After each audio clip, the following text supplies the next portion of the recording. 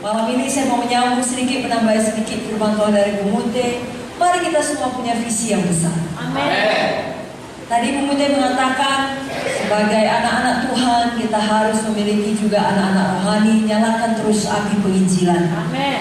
Itu dimulai dari visi kita. Kita dapat melihat bahwasanya sidang saudara ini berganda. Amin. Saudara berganda. Saudara melihat saudara mampu bersaksi dan mampu memenangkan jiwa. Bisa memiliki murid. Apalagi besok di tangan KKR, saudara visikan dulu saudara berhasil membawa jiwa. Dan demikian prinsipnya sama untuk setiap aspek kehidupan saudara. Miliki visi yang besar daripada Tuhan. Amin. Saudaraku, kalau namanya visi yang besar daripada Tuhan, kita tidak memikirkannya atau menginginkannya berdasarkan dengan sumber daya yang kita miliki. Kalau kita mampu melakukannya, tidak perlu iman, tidak perlu visi dari Tuhan. Justru karena kita tahu kita tidak mampu melakukannya, kita perlu kuasa Tuhan yang supranatural. Ada sebuah kisah di Alkitab, pada malam ini yang hendak saya bagikan kepada kita, mengenai seorang pemuda yang diberikan Tuhan mimpi yang besar. Kalau dalam perjanjian lama kita sebut mimpi, kalau kita sekarang kita sebut visi. Amin, saudara. Nama pemuda ini adalah Yusuf. Pada suatu hari Yusuf bermimpi. Saya bacakan dari Kejadian 37 ayat yang ke-5 sampai ayat yang ke-10. Bermimpilah Yusuf, mimpinya itu diceritakannya kepada saudara-saudaranya. Sebab itulah mereka lebih benci lagi kepadanya. Karena katanya kepada mereka, coba dengarkan mimpi yang kumimpikan ini. Tampak kita sedang di ladang mengikat berkas-berkas gandum, lalu bangkitlah berkasku dan tegak berdiri. Kemudian datanglah berkas-berkas kamu sekalian, mengelilingi dan sujud menyembah kepada berkasku itu. Lalu saudara-saudara berkata kepadanya, apakah kau ingin menjadi raja atas kami? Apakah engkau ingin berkuasa atas kami? Jadi makin bencilah mereka kepadanya, karena mimpinya dan karena perkataannya itu. Lalu ia memimpikan pula mimpi yang lain yang diceritakannya kepada saudara-saudaranya. Katanya, aku bermimpi pula, tampak matahari, bulan, dan 11 bintang sujud menyembah kepadaku. Setelah hal ini diceritakannya kepada ayah dan saudara-saudaranya, maka ia ditegur oleh ayahnya. Mimpi apa mimpimu itu?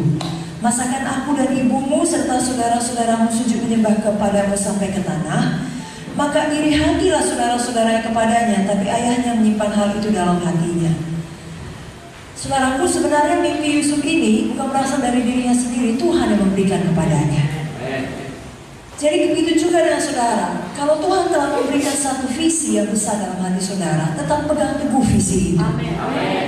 Jangan heran kalau orang lain tidak mengerti, karena Tuhan tidak memberikan visi itu kepada mereka.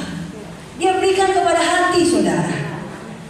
Jadi kalau ada orang justru iri kepada saudara, bahkan mengkritik saudara, melawan saudara, sama seperti yang dialami Yusuf, tetap maju. Amen. Tetap pegang teguh di situ.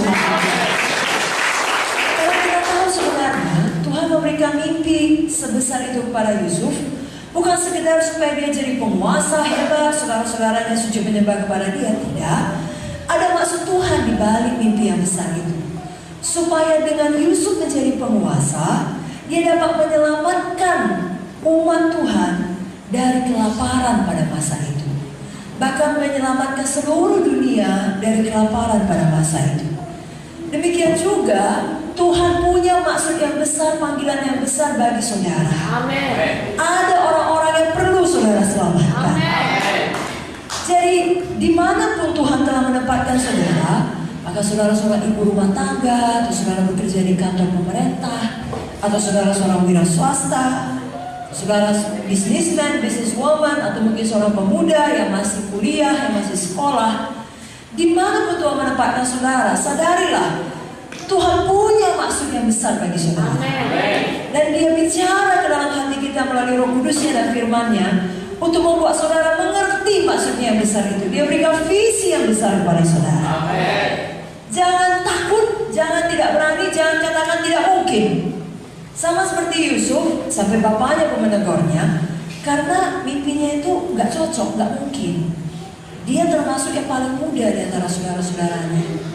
Ya, sesuai dengan adat istiadat pada masa itu, yang lebih tua dihormati. Pada masa sekarang juga tidak cocok kalau yang tua menyembah kepada yang muda. Tapi memang begitulah Tuhan memanggil Yusuf, saudara. Demikian juga saudara, seberapa tidak mungkin pun visi saudara yang besar itu, kalau saudara merasakan dan mendapatkannya dari doa, dari firman, dari pimpinan Roh Kudus, tetap pegang teguh.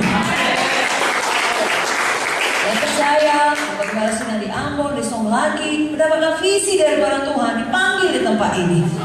Ya mungkin ada keluarga mereka dulu tidak setuju, tapi mereka tetap diutus. Dan biar itu visi terus menyala, biar maluku untuk Tuhan Yesus. Haleluya. Contoh lain adalah Abraham, yang dikatakan di dalam buku Roma 4 ayat 18, sekalipun tidak ada dasar untuk berharap, namun Abraham berharap juga dan percaya bahwa ia akan menjadi bapa banyak bangsa. Menurut yang telah difirmankan, demikianlah banyaknya nanti keturunanmu.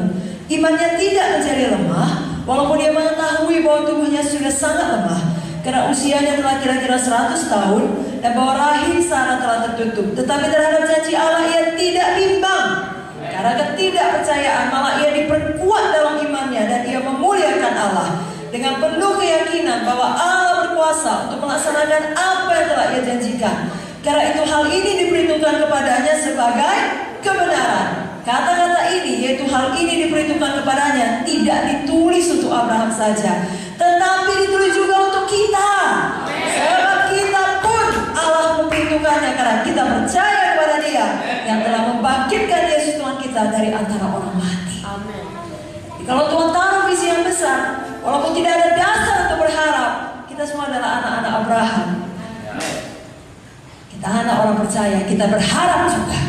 Sebabnya saudara, walaupun dokter berkata tidak ada lagi harapan untuk sembuh, tapi saudara berharap juga, karena sudah percaya kepada firman yang mengatakan oleh Dia Yesus saya sembuh. Mungkin juga untuk aspek lainnya dalam kehidupan, maka itu soal materi, maka soal hubungan, atau soal keselamatan keluarga kita. Kalau dengan mata badani kita melihat mereka melawan, tidak mau diajak ibadah, justru semakin jauh daripada Tuhan.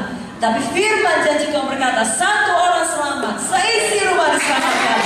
Walaupun tidak ada dasar untuk berharap, tapi kita berharap juga.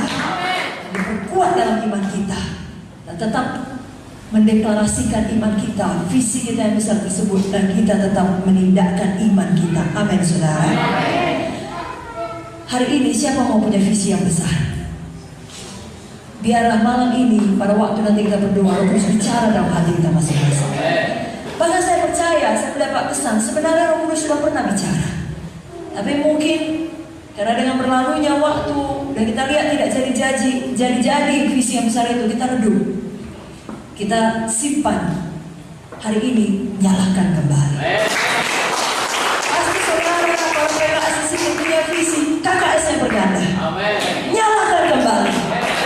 Saudara yang punya orang tua, anak-anak atau keluarga belum selamat, pasti punya visi mereka selamat. Bahkan sama-sama beribadah, sama